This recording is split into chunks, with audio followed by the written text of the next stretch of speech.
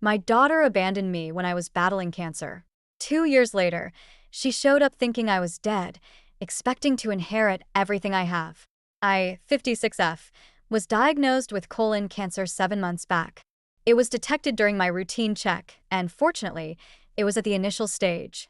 No matter how positive the doctors were, I was devastated. No one is happy at the thought of dying. I came home and informed my daughter about it. She was as traumatized as I was. I have no one in my life except my daughter, and the same goes for her. She has no one but me. Her father is alive, but practically non-existent in both of our lives. I'm a single woman living with my 22-year-old daughter, Hannah. My ex-husband and I separated amicably 14 years ago. We fell out of love, and he moved to Atlanta with his girlfriend. I was left with the custody of Hannah, who was 8 years old back then. Hannah has always been a difficult child. Our separation didn't sit well with her, and she became resentful of her father because he left her. She never spoke to him after that and refused all of his attempts to contact her. I tried my best to fill that gap and raise her well, but perhaps I faltered somewhere. When I told Hannah about my cancer, her first reaction was pain and hurt. We cried, hugged, and expressed how much we loved each other. We talked about our happy times together, her school days, graduation, our yearly vacations, and hiking trips. She promised to support me and take care of me. I never thought she would get tired of me and abandon me. But here we are, 7 months later, and she packed her bags and left me like a pile of garbage. I've been nothing but supportive of her all her life, and this is the thanks I get.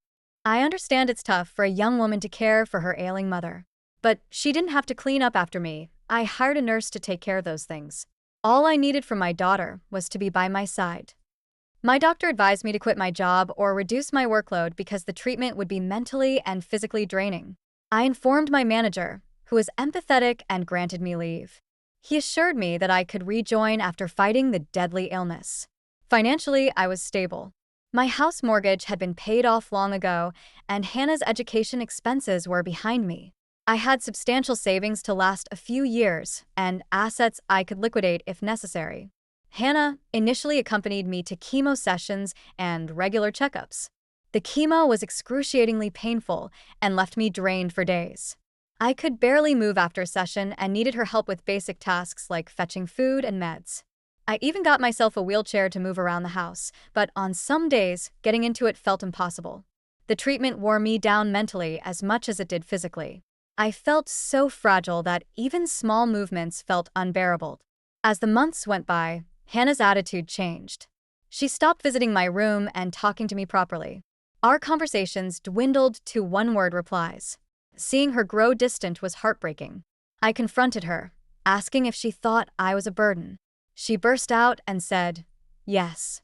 That was the most painful moment of my life. She complained that taking care of me was overwhelming. So I hired a nurse to ease the burden. However, Hannah's attitude didn't improve. She became hostile toward the nurse, forbidding her from using the kitchen or touching the refrigerator. I had to repeatedly ask Hannah to stay out of the nurse's way, but she wouldn't listen. The situation escalated when the nurse expressed her discomfort and threatened to quit. I confronted Hannah again, but she lashed out, accusing me of choosing the nurse over her. She made wild allegations, saying I was being manipulated by the nurse for money. Her accusations were baseless, but they stung deeply. The argument escalated, and she stormed out of the house with her packed suitcases, shouting that she was leaving for good. It's been weeks since she left. I feel worthless. I've failed as a mother. Her cruel words hurt me more than my illness. I've lost the motivation to continue my treatment. After Hannah left, the house felt emptier than ever. The silence was unbearable, and the weight of her words lingered in my mind. Despite everything, I decided to follow my doctor's advice and focus on my treatment.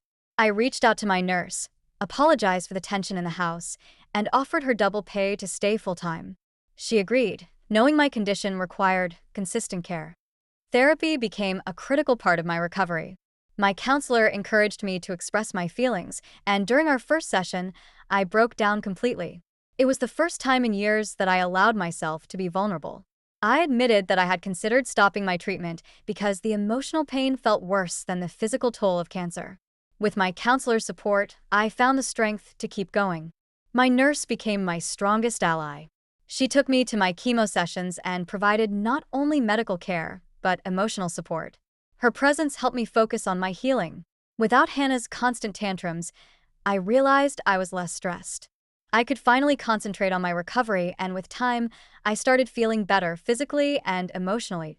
Months passed, and my doctor declared me cancer-free. I cried tears of relief. The battle was long and exhausting, but I had won. My nurse and counselor celebrated with me, and for the first time in years, I felt a glimmer of hope for the future. I decided to focus on rebuilding my life and prioritizing my happiness. 2 years later, I found myself in a completely different place. After selling my house, I moved to a smaller, cozier apartment that felt more like home. I had started dating again, something I hadn't done in decades. Through a mutual friend, I met a kind and understanding man, Mark. He was patient, funny, and had been through his own struggles. We quickly bonded over our shared resilience, and after a year of dating, we decided to move in together. One day, I received a call from the new owner of my old house. He sounded furious and told me that a young woman had trespassed on the property, claiming it was hers. I knew immediately it was Hannah. The owner described how she had yelled at his girlfriend, insisting that the house belonged to her father and accusing them of stealing it.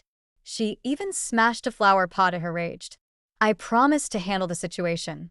When Hannah showed up again the next day, I was there waiting for her. She froze when she saw me, her expression a mix of shock and confusion. "You're alive," she muttered. "I thought you were dead. What happened to your cancer?"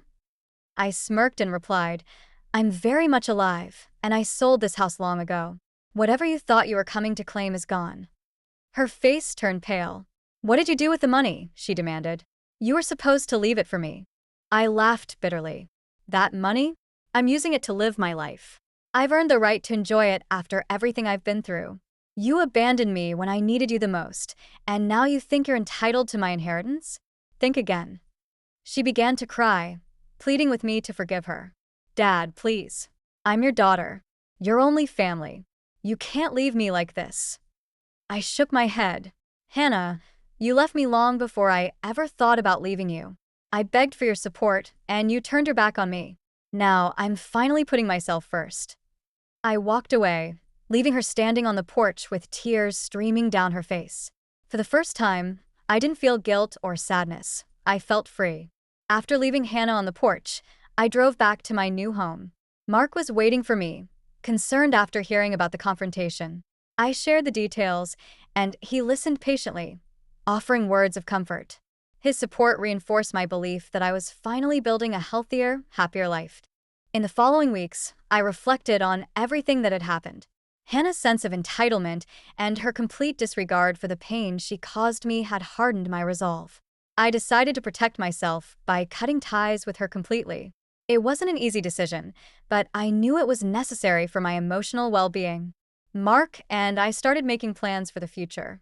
We wanted to travel, something neither of us had done much of before. We made a list of destinations, starting with a road trip to the Grand Canyon. Preparing for the trip became a source of excitement and joy, a sharp contrast to the turmoil I had experienced with Hannah. A few months later, I received an unexpected letter. It was from Hannah. The envelope was plain, the handwriting familiar yet shaky. I hesitated before opening it, unsure of what to expect. Inside was a heartfelt apology. She admitted that she had acted out of selfishness and anger, unable to process her emotions in a healthy way. She wrote about feeling abandoned after her mother left, and how she had unfairly projected her pain onto me. Hannah also revealed that her financial situation had worsened significantly. She was jobless, in debt, and regretting her actions. She didn't explicitly ask for help but hinted that she hoped I might give her another chance. The letter ended with a plea.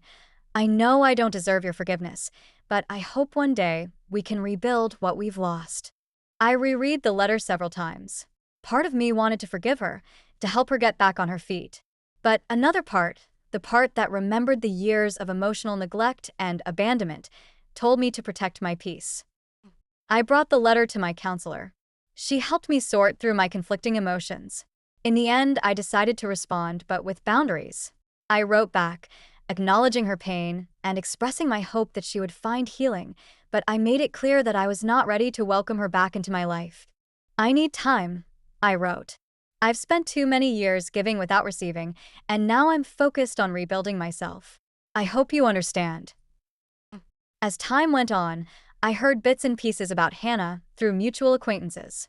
She had taken up a part-time job and was attending therapy. While it wasn't much, it was a start.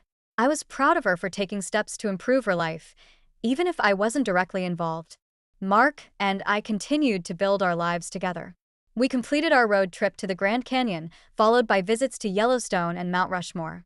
Each trip felt like a celebration of life, a reminder that it's never too late to find happiness. 2 years later, I received another letter from Hannah. This time it was different. She didn't ask for forgiveness or help. Instead, she shared updates about her life, her new job, her ongoing therapy, and her efforts to mend relationships with people she had wronged. She thanked me for the lessons I had taught her, even if they came through pain and distance. "I'm not writing to ask for anything," she concluded. "I just want you to know that I'm trying to be better. I hope, wherever you are, you're happy and at peace." Reading her words, I felt a mixture of sadness and pride. It wasn't the reconciliation I once hoped for, but it was enough. For the first time, I truly believed that both of us could find happiness, apart yet healed. Mark found me sitting with the letter, tears streaming down my face. He hugged me tightly, and in that moment, I realized I had everything I needed. My journey hadn't been easy, but it had brought me to a place of strength, love, and peace. Hannah's story wasn't over, and neither was mine. But for now, I was content to live my life fully, embracing every moment of joy it had to offer.